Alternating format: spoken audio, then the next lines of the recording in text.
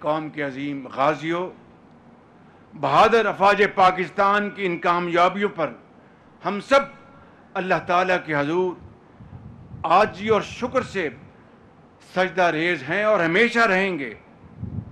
اور اہم بات یہ ہمیں یاد رکھنی چاہیے کہ اس امتحان کے دوران ہماری بندرگاہیں مکمل طور پر فعال رہیں۔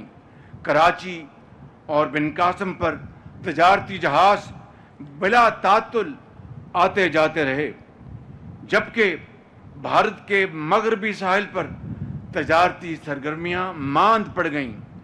بھارتی نیوی، جو کہ تعداد میں ہم سے 5 گنا بڑی ہے، اس پوری صورتحال میں مکمل طور پر مفلوج دکھائی دی۔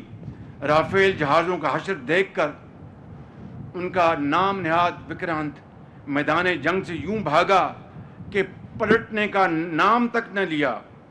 یعنی ہماری شارکس نے ہندوستانی ویل کو مار بھگایا۔